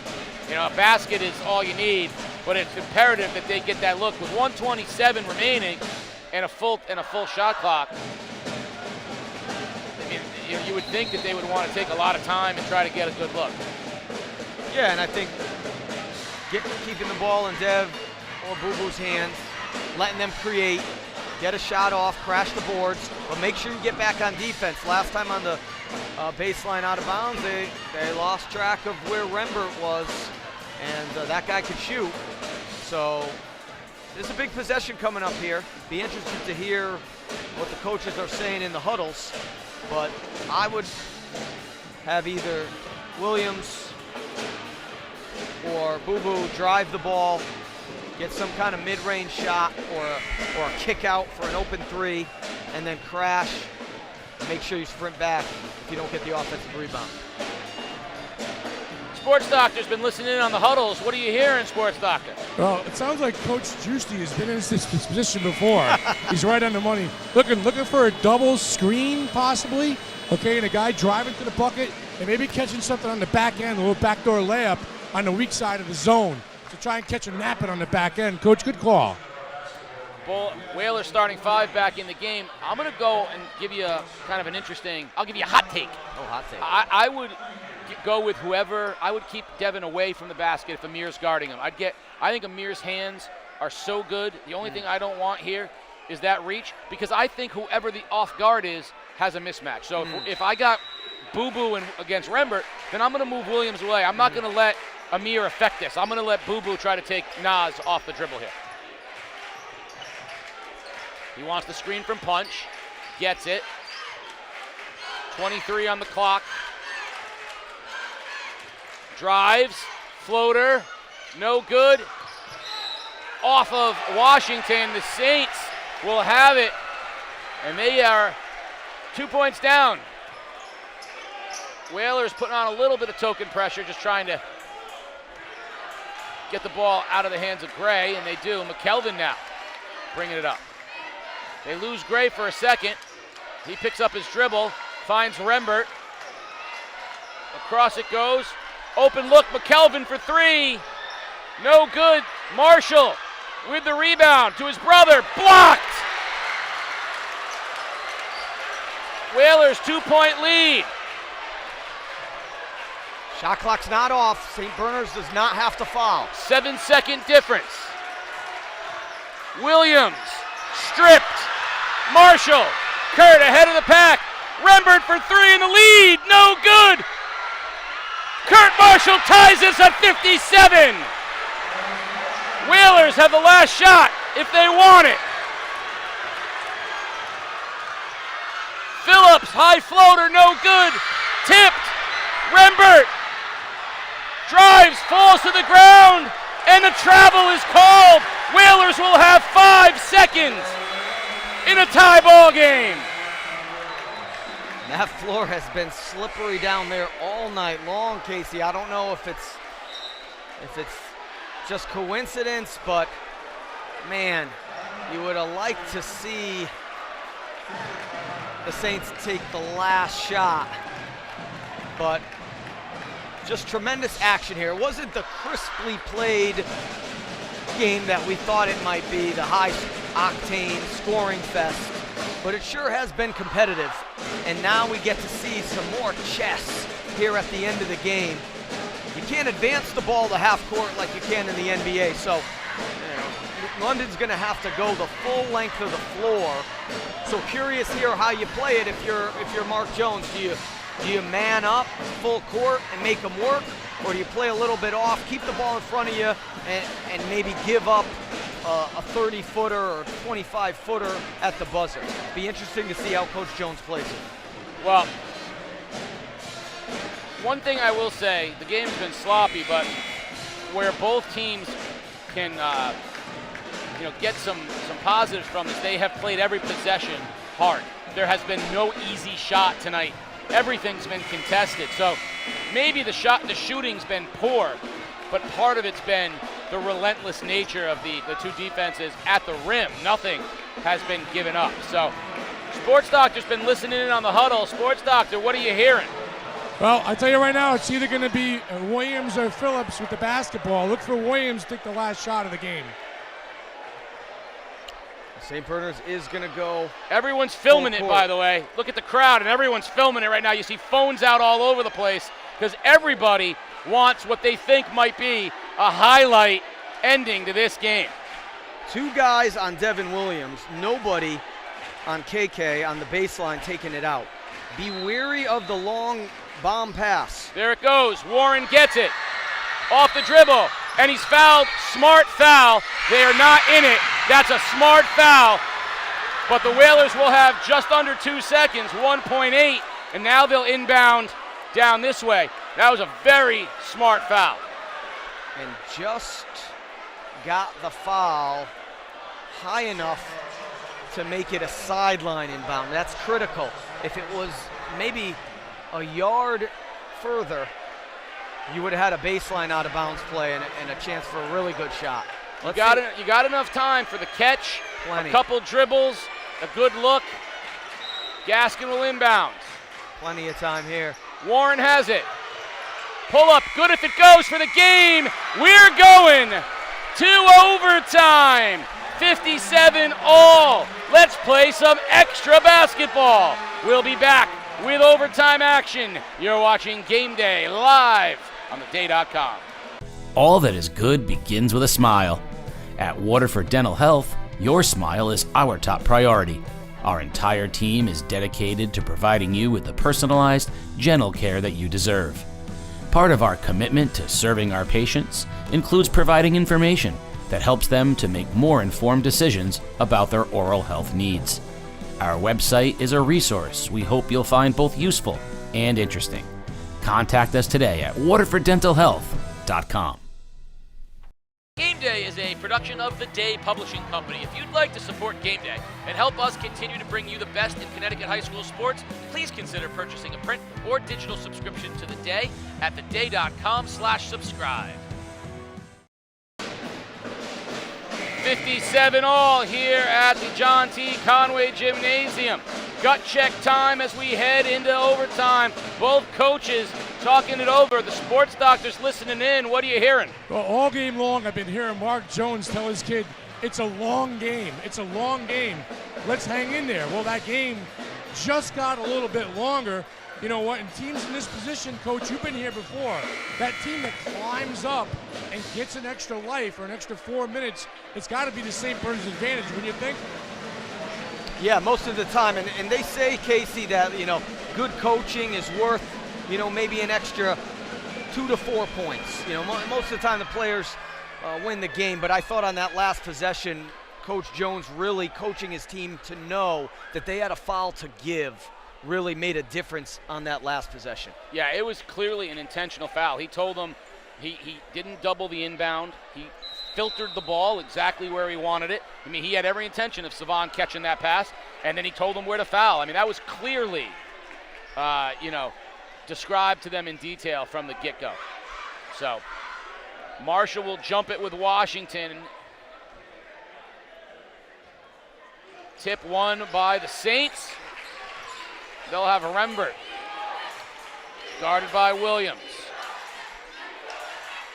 London staying in this triangle and 2. Long 3 for Rembert. Good! Nas wants to take over here in overtime. That's his character. He puts the Saints up 3. We haven't said that in a long time. The Saints will stay in man-to-man. So both teams stay in the defense that they ended the quarter in.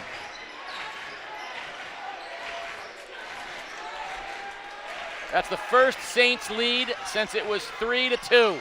Williams, double tip, that'll go to the Saints. So there's your first service error. Now you're looking for a defensive stand. The Saints have a chance to go up 5.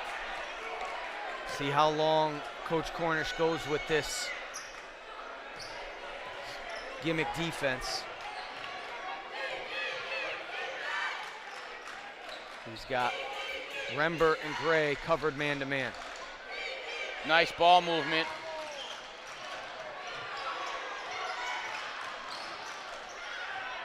Rembert, step back, 3, in and out. That would have brought the Saints fans to their feet. Whalers pushing with Williams. All the way to the basket. Devin Williams is a scorer. Yeah, if you don't stop him earlier in the possession, if you let him dribble that deep, he's got a knack for scoring around the basket.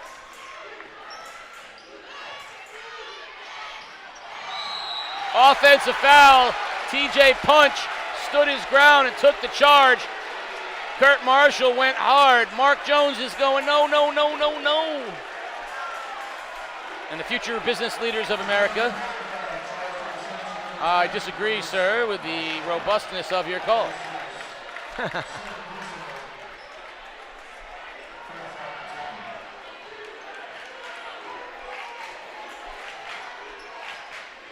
Saints staying in man-to-man.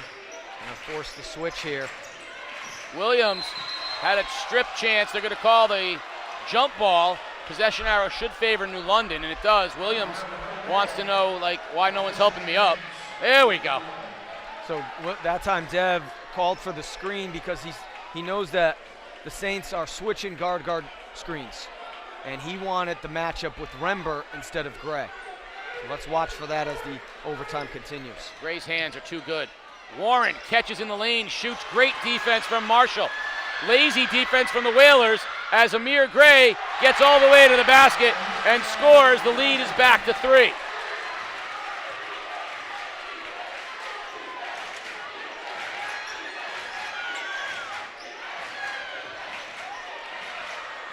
Washington, baseline, drives, hangs, no good, but he'll shoot 2. Julius Washington, so good with his body control. Yeah, he earned that foul with the body language. He initiated the contact and then kind of fell backwards for a fadeaway, and they called TJ with the block.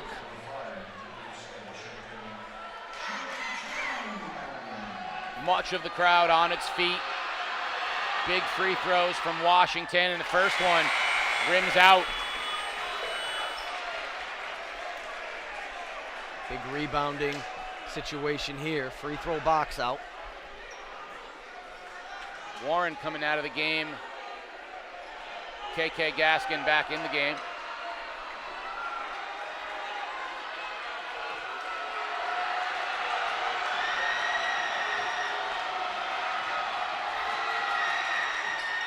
Second one, no good. Empty set for the Whalers. Washington misses them both. 3-point lead, and the Saints going to take some time. Timeout, Mark Jones. He wants to set up the offense. 1:48 remaining in overtime. Saints have a 3-point lead and the ball. The cast of Dead Poets Society watching from the bleachers. They are thrilled. We'll take a break. You're watching Game Day live on day.com. Well, as we head into a brand new season on Game Day, we want something brand new to come to all of you as well. Game Day launching its merchandise store for the first time. Now, as you know, greatness has no off-season, and Game Day has no off-season either. We're always working to provide you the best we can do, and that includes great merch. So come on into the merchandise store for Game Day. As the season progresses, who knows who's going to say what that'll make it onto the next Game Day t-shirt. Find out in the merch store. 3-point lead and the basketball. The Saints in position. And, we talked, Coach, they are the defending state champions. They are the defending ECC champions. New London's been close. They haven't been able to figure out how to win. This is where experience and a championship pedigree matters. I'll be interested to see what Mark Jones had to say. Sports Doctor, what are you hearing? Yeah, well, set play for Naz Rembert to free himself up on the baseline for a 3-point shot. kind of dive into the middle, then kick back out, will fade in the corner. But at the three-point shot for Nas Rembert, spread the floor and look for that three. Yeah, Nas Rembert back in the ECC after a year at Putnam Science. If you want to know more about that, you can check out the feature that we had on theday.com on Rembert. Gray, high post to Marshall. Now he's up top at the three-point line. Running back in man-to-man now. Gray picks it up, pulls up. Tough shot. And he gets the friendly roll.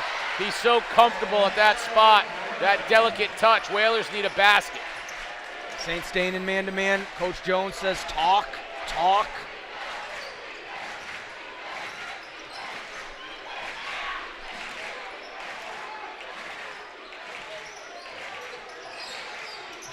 .110, shot clock down to 15. Gaskin, jump step, loses it off his foot, but a foul is going to be called. Sergio Lewis had it on the reach heading to the basket, and I think that's a good call. I think Gaskin got his hand jammed. So that'll be 2 shots. Remember, the last time the Whalers had the ball, Washington went 0 for 2 from the line. Now Gaskin will shoot 2. Big free throws here.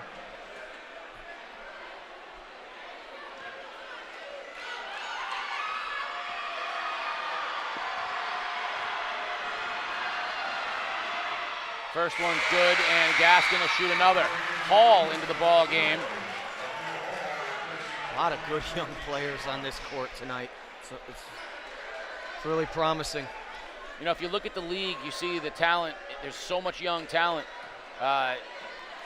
We've had a couple of years where there's been some senior-laden teams that have had success, but now you've got a turnover, and the league is just littered with youth. The freshman just calmly strokes 2 free throws.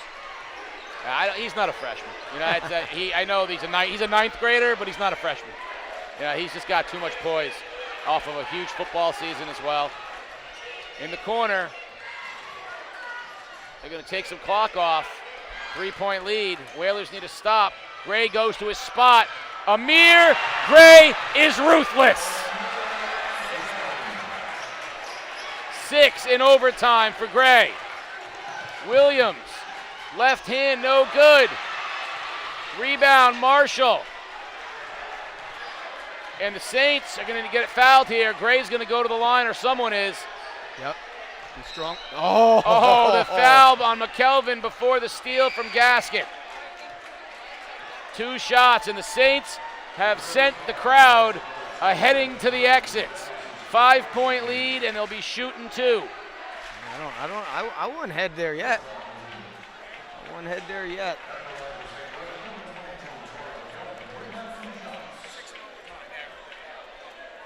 Troy McKelvin Jr. at the line. 2 shots, but you still got to make them.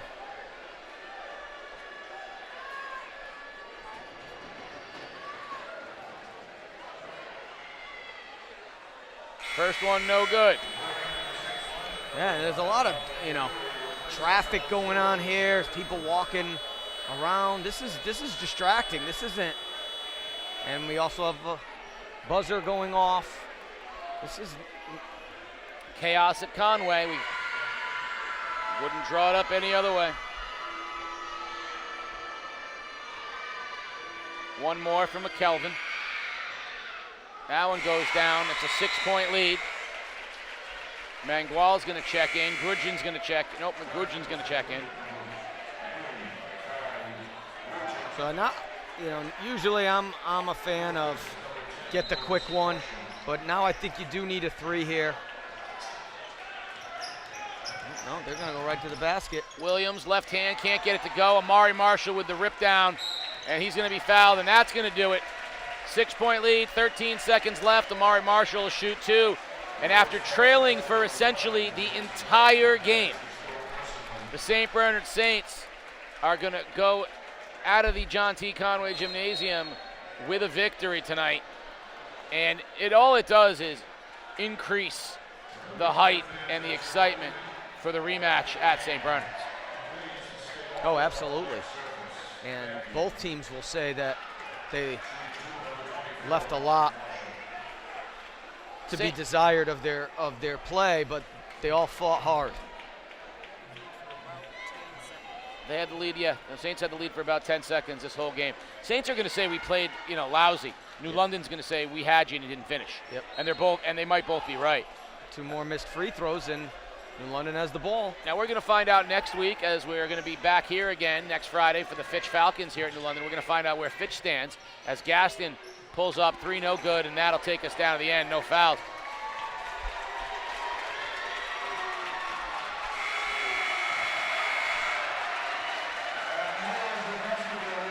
A 6-point St. Bernard victory here at the John T. Conway Gymnasium. We will have our post-game interview with both head coach Mark Jones as well as your player of the game, as the teams shaking hands after what was an incredibly hard-fought 67-61 victory for the Saints. We are very proud to add a new name to the list of people who support Game Day. The law offices of Dan Horgan down in New London on Whale Oil Row. He's sponsoring the coaches interview. So we will be right back with the coaches and the players interviews. I came here in 1992 not knowing a soul, and I started a law practice in New London. The community has supported us ever since. Thank you. Game day athletes, playing high school sports is going to be one of the best experiences of your life. I know you give 100% effort and you treat your teammates, your opponents, and your coaches and officials with respect. Are you doing the same in school? Are you showing up every day and giving 100% effort? Are you giving the respect to your classmates, your teachers, and your parents? Sure, winning is great, and give it your best today when you go out on that field. But never forget, getting a good education will be the best game you'll ever play in your life. Thank you to the law offices of Dan Horgan. Our interview with the coach brought to you by them. The sports doctor is down there with head coach Mark Jones. Sports doctor. All right, Mark, coach, early season test against a really good New London team. You talked about with your kids after a real slow start, it's a long game. And did they receive the message or what? Oh, no, they definitely did. But first of all, I want to give a big shout out to Miles. That kid stayed with it all game, wasn't playing, and he won us that game. All right? I mean, Amir, Amari, Curtis, all those guys played great. But he came in and sparked us, and he stayed with it the whole time. And he told me before the game, he said, I'm locked in, coach. And he was ready. Right. Mark, this is a new group. This is not last year's team. What are you starting to learn about these guys, especially on the road in a tough environment like this? Well, they're resilient, and we're figuring it out. It's a long season. Each game is a long game because there's a shot clock. So you can't hold the ball, so those possessions, you get more of them. And they just stayed with it, and I just couldn't be more proud of them. The coaching adjustments to switch to a zone defense seem to give them troubles a little bit in the half-court set. Yeah, I mean, that's Marcus's zone defense that he wants me to play all the time. But they did a good job, stifling them a little bit. But the main thing was just staying with it, and keep talking to each other and staying together as a brotherhood and as a family, and that's what they did. You've had a couple of tough games this year, non-conference opponents, but you're knee-deep in league play right now. So what does a win like this say about your group? Oh, that we're figuring it out. Yeah. That's about it. All right, let's get Amir Gray in here. Thanks a lot, Coach. Our player of the game, Amir Gray, 19 points, 6 in overtime. Did you feel like when you guys got the game into overtime, you had new life as a group? Yeah, I know as soon as we went to overtime, we're going to have way more energy. The first 4 quarters, it wasn't the best, but I know in overtime, they gave us a shot, and we blew it open. When the shots aren't falling early, because it seemed like there's a lid on the basket for you and your teammates, does it get you frustrated, or what's the mindset become at that point? I mean, it definitely gets me frustrated, but like Coach says, if I show my emotions, everybody's going to see. So if I don't show them and everybody stays together, then we're going to keep getting shots up and they're going to fall eventually. Right. How does this feel to come into London and get a win like this? Feels great, man. More to come. More to come. Amir Gray, player of the game. Casey, Coach. Thank you, Sports Doctor. Well, It is the first of our very long season for us as well. You know, it's the games are long, the season's long. Well, it's long for us too. You know, we opened up with the Classic. Now here we are to start our regular season, and what a better way to start it than a Classic game here at the John T. Conway Gymnasium. 67-61 in overtime. Now, he called it Marcus. He said Marcus Outlaw wants us to play that defense, but Marcus learned that 3-2 someplace. Where did Marcus learn the 3-2? I'm pretty sure he was playing for you at the time at NFA. So, in fairness, can we say that it was in fact Chris Giusti's defense that won this game tonight for the NFA? Can we say that maybe you get like 10% of this victory or what? No, but I will. Coach Jones did steal my my ending soliloquy that I thought really the turning point of the game was when they left Rember open on the baseline for that 3, and I think that really gave the Saints hope that because New London had held that 5-point lead and it seemed like almost insurmountable for so long because St. Bernard couldn't get anything to fall. So when Rembert hits that 3 on that baseline out of bounds play, there's a big exhale, and then he hit another one later. And I do think that that spark that he gave them kind of awoken the Saints' hopes and put them over the top tonight. Well, a week from now, we'll be right back here at the Conway Gymnasium where we get to see sort of, I don't want to call them the other team, but the third of the big 3 that we see in the conference this year, and that's Fitch, as they'll come in. We don't know yet whether Xavier Good, the New London transfer who's over at Fitch now, will be in the lineup. He's been out all year with a hand injury, but we do know that J.J. Robinson and the Falcons will be coming in here with a chip on their shoulder, looking to elevate them into the conversation as the premier team in the league. You know, St. Bernard's is it. You know, until that someone beats them, they're the team. This New London team showed what I kind of think we already knew, which is they belong, but they're gonna have to find a way to win these games. You know, that game against Windsor, the game tonight, are the 2 elite teams they've played in the state, and that both games they gave away a late lead. Both games they lost in overtime. Yeah, you know, think about Coach Jones throughout the years. He's kind of used to playing in these ugly games. You know, you look back at St. Bernard a decade ago, and, you know, if they had 67 points, that was a great night. So he's kind of used to this. He's not going to panic. I think New London, on the other hand, they're used to just coming out and just scoring, and, you know, everybody's going to make plays, and if they're going to lose, it's because the other team scored 100. So they'll learn. I thought Coach Cornish did some really nice things tonight to give the Saints difficulty, but like you said, Casey, they're just going to have to learn, you know, how to close out these games up 5 with, you know, a minute and change left. You can't, you know, lose your assignments, and you got to be able to finish these games off. But an exciting game. The crowd was into it. Looking forward to, you know, the Fitch Falcons. JJ's playing incredible.